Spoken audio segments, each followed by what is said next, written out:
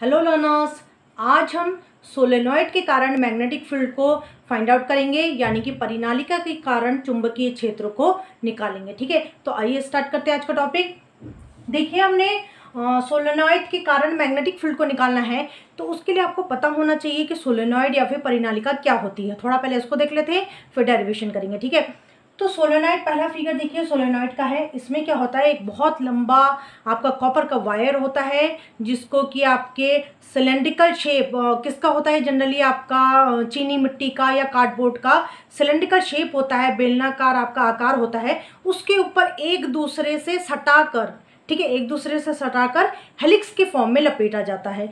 तो जैसे आपका स्प्रिंग होता है ना, स्प्रिंग का शेप ऐसे ऐसे ऐसे होता है, तो वो हेलिकल शेप होता है। तो उसी तरीके से इन वायर्स को इस सिलेंड्रिकल शेप के ऊपर लपेटा जाता है। ठीक है, फिर ये जो आपका वायर होता है, इसका रेडियस देखिए, ये जो आपका सोलेनॉइड है, सोलेनॉइड का आप रेडियस देखेंगे तो वो आपके सोलेनॉइड की लेंथ की तुलना में बहुत छोटा होता है। ठीक है, फिर आपके जो कॉपर की वायर होती है, इस पर आपका इंसुलेटिंग मटेरियल की कोटिंग होती है, यानी तांबे की तार के ऊपर आपके विद्युत रोधी पदार्थ की परत लगाई जाती है। ठीक है, अब जब इस सोलेनॉइड के वायर में करंट फ्लो करेगा, ठीक है, अब जब आप इसमें करंट फ्लो कराओगे तो ये आपका सोलेनॉइड मैग्नेट की तरह बिहेव करेगा, यानी कि आपका मैग्नेटिक फील्ड क्रिएट करेगा, चुंबकीय क्षेत्र उत्पन्न करेगा। ठीक है, तो ये फिगर है आपकी कि जब आपका सोलेनॉइड मैग्नेटिक फील्ड क्रिएट करेगा तो कुछ इस तरीके से उसका फिगर बनेगा। ठीक है, तो उसके लिए पहले देखिए, मैंने यहाँ डॉट का यूज़ किया है और क्रॉस का यूज़ किया है। तो डॉट और क्रॉस तो हमें पता है ना, डॉट और क्रॉस हम कब यूज़ करते थे, जब आपका जो आप डायरेक्शन रिप्रेजेंट कर रहे हो अंदर की तरफ, तो उसमें आप क्रॉस यूज़ करते हो, और जो डायरेक्शन आपका प्लेन के बाहर की तरफ आता है उसके लिए आप डॉट यूज़ करते हो। ठीक है, अब थोड़ा ये सोलेनॉइड में किस तरीके से आपका डॉट क्रॉस यूज़ हो रहा है इसको देखिए। तो इसको देखने के लिए पहले आपको सोलेनॉइड को थोड़ा समझना पड़ेगा। सपोज ये आपका सोलेनॉइड ऐसे थोड़ा आपका बनाने की कोशिश करते हैं, ताकि आपको ये समझ में आए कि आपका ये जो डॉट और क्रॉस है ये किस तरीके से है। ठीक है, ये है, इसको करते हैं, एक सेकेंड।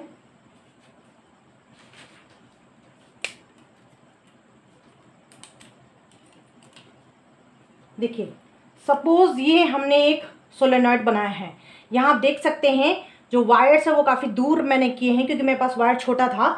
तो आप जो सोलेनॉइड का वायर होता है वो बहुत लंबा होता है, और बहुत इसके शेप जो होता है ऐसे ऐसे बहुत पास पास होता है। ठीक है, फिर देखिए, जैसे ही करंट इससे फ्लो करेगा तो ये करंट पीछे से बाहर की तरफ आता हुआ दिखेगा ना। इस पॉइंट पे देखिए, इस पॉइंट पे, आप इस पॉइंट पे अगर देखेंगे तो करंट आपको कैसा लगेगा कि जैसे बाहर आता हुआ।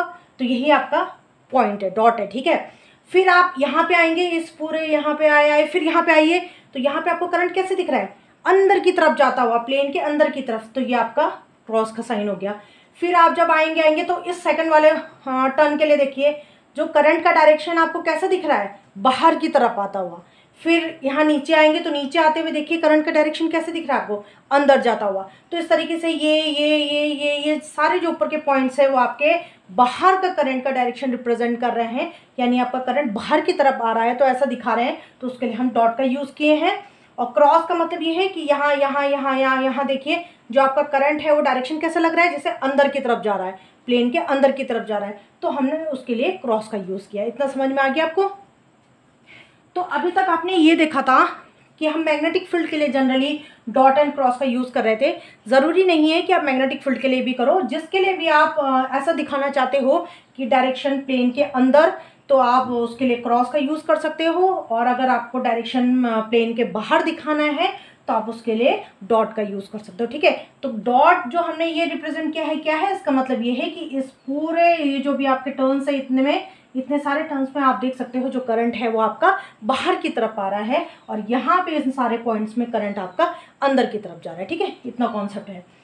फिर देखिए, मैग्नेटिक फील्ड का आप डायरेक्शन देख लेते हैं कि किस तरीके से ये इसका डायरेक्शन हमने ड्रॉ किया है। तो ऊपर देखिए, ऊपर करंट क्या है, बाहर की तरफ आ रहा है, बाहर की तरफ आ रहा है। अगर अंगूठा करंट के डायरेक्शन को रिप्रेजेंट कर रहा है, ठीक है, फिर आप उंगलियों को मोड़िए, उंगलियों को मोड़ेंगे तो करंट किधर आ रहा है, ये डायरेक्शन आपका कौन सा शो करेगा, मैग्नेटिक फील्ड का। तो ये आपका मैग्नेटिक फील्ड का डायरेक्शन हो गया। फिर नीचे के लिए देखिए, नीचे के लिए अगर अंगूठा आपका करंट का डायरेक्शन रिप्रेजेंट कर रहा है तो क्रॉस मतलब अंदर की तरफ है मैग्नेटिक फील्ड, ठीक है, अंदर की तरफ है। ये देखिए ये आपका अंगूठा अंदर की तरफ है। फिर आप उंगलियों को मोड़िए, तो जो उंगलियों को मोड़ेंगे जो डायरेक्शन रिप्रेजेंट करेगा आपका मैग्नेटिक फील्ड का है, जो कि ऐसा कर रहा है, ठीक है। फिर सोलेनॉइड के बीच में देखिए जो करंट होगा वो किस तरीके से फ्लो कर रहा है, ऐसे देखिए जो करंट है आपका वो आपका इधर देखिए यहाँ और यहाँ पे तो हम समझ गए। तो यहाँ पे देखिए यहाँ करंट कैसा फ्लो कर रहा है आपका, ऐसा फ्लो कर रहा है ना, इस तरीके से ऊपर से नीचे की तरफ कर रहा है। तो ऐसे कर रहा है तो करंट का डायरेक्शन देखिए कैसा होगा, ऐसे ऐसे ऐसे होगा ना, इस तरीके से। तो इसीलिए करंट का डायरेक्शन ऐसा है। फिर आपका मैग्नेटिक फील्ड का डायरेक्शन जो होगा वो ऐसे ऐसे ऐसे होगा। तो इस तरीके से आपका मैग्नेटिक फील्ड का डायरेक्शन हमने सोलेनॉइड के बीच में बनाया है, ठीक है। तो इतनी सारी चीज़ों से हमें दो चीज़ें पता चल रही हैं इस फिगर से। पहली बात जो हमें पता चल रही है कि ये है कि सोलेनॉइड के अंदर मैग्नेटिक फील्ड को देखिए, जो सोलेनॉइड के अंदर मैग्नेटिक फील्ड है वो आपका यूनिफॉर्म है, ठीक है, पहले हमें ये पता चल रहा है। दूसरा स्ट्रॉन्ग है।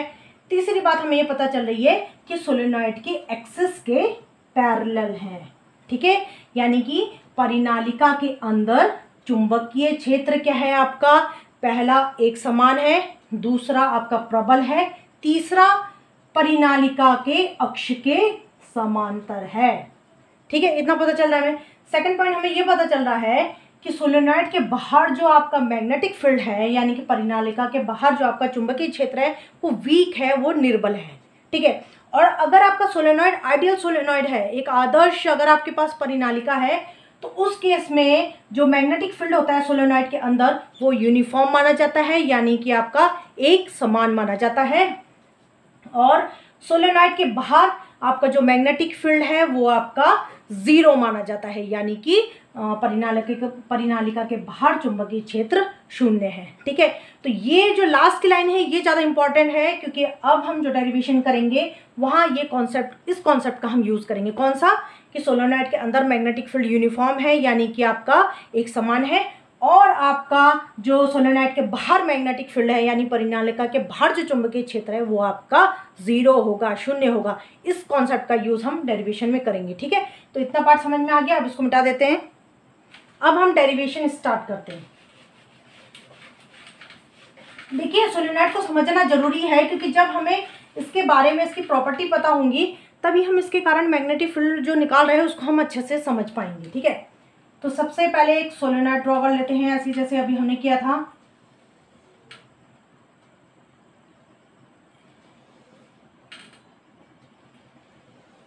ठीक है, तो ये जो भी हम डॉट बना रहे हैं ये सारे डॉट क्या रिप्रेजेंट करेंगे, ये डॉट ये रिप्रेजेंट करेंगे कि यहाँ से आपका जो करंट है वो आपका बाहर की तरफ आ रहा है, ठीक है।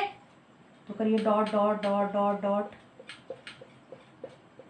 फिर नीचे जो करंट का डायरेक्शन होगा कौन सा, अंदर की तरफ होगा, तो सबके लिए हम क्रॉस का यूज करेंगे।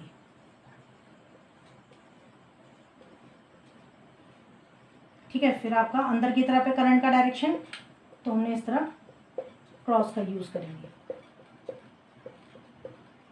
फिर मैंने आपको बताया है कि जो आइडियल सोलेनॉइड होगा आपका, तो चाहे आइडियल कहिए चाहे वैसा भी नॉर्मल भी सोलेनॉइड होगा, तो उसके सोलेनॉइड के अंदर जो मैग्नेटिक फील्ड है वो लगभग आपका यूनिफॉर्म ही होता है, ठीक है। तो ये आपका इस तरीके से ड्रॉ करिए मैग्नेटिक फील्ड लाइंस के अंदर।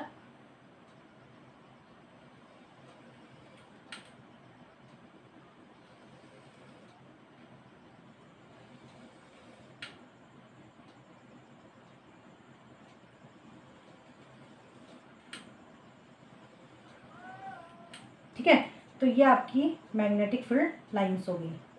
ये आपका मैग्नेटिक फील्ड का डायरेक्शन हो गया, ये आपका जो दिखा रहा है मैग्नेटिक फील्ड का आपका डायरेक्शन हो गया, ठीक है। तो इसको मिटा देते हैं, ये बाहर जा रहा है। ये आपका हो गया मैग्नेटिक फील्ड का डायरेक्शन। अब सपोज कोई पी पॉइंट ले लेते हैं, ये आपका कोई पॉइंट है आपका पी, यहाँ पर नहीं ऊपर ले लेते हैं, यहाँ आपका कोई पॉइंट है, इसको मान लेते हैं P, ठीक है। ये कोई पॉइंट P है सोलेनॉइड के अंदर जहां पर आपको मैग्नेटिक फील्ड निकालना है, ठीक है। लेकिन उससे पहले कुछ टर्म्स हैं उसको भी समझ लीजिए, जैसे n, जो हम यहाँ स्मॉल n यूज करेंगे वो होगा number of turns per unit length. लिख लीजिए number of turns per unit length, ठीक है, यानी कि प्रति एकांक लंबाई पर फेरों की संख्या, ठीक है। फिर आई जो हम यहां कहेंगे वो आई होगा करंट इन 1 टर्न। एक फेरे में जो आपका, एक टर्न में जो करंट होगा वो आपका आई ले रहे हो आप, ठीक है, यानी कि एक फेरे में धारा। तो इसको याद रखिएगा जरा, इसका काफ़ी यूज़ है, इंपॉर्टेंस है इसकी काफ़ी। तो एन क्या हो गया, number of turns per unit length, और आई हो गया करंट इन 1 टर्न, यानी प्रति एकांक लंबाई पर फेरों की संख्या, और आई है आपका एक फेरे में धारा। पूरे सोलेनॉइड में नहीं है, एक फेरे में, ठीक है। सोलेनॉइड का जो एक फेरा है उसमें आपकी जो धारा है वो क्या है, आपकी कैपिटल आई है।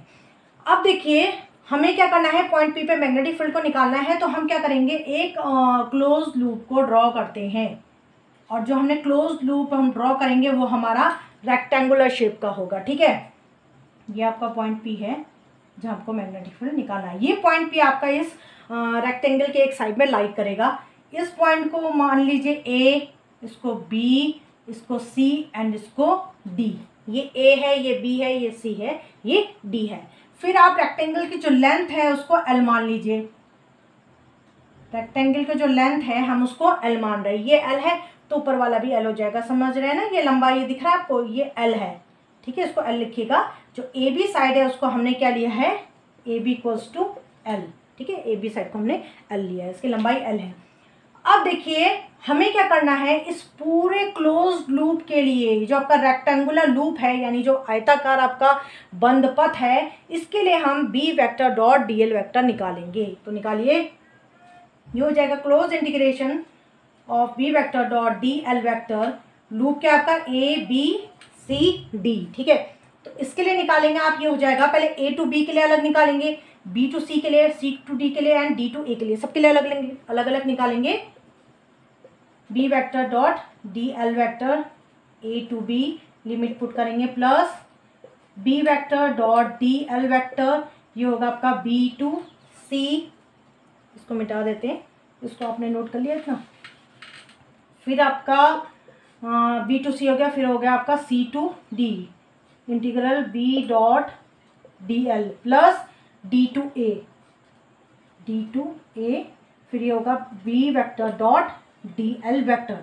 अब देखिए जो बी टू सी वाला पार्ट है, डी टू ए वाला पार्ट है, यानी B to C and D to A, ये दोनों के दोनों आपके जीरो होने वाले हैं।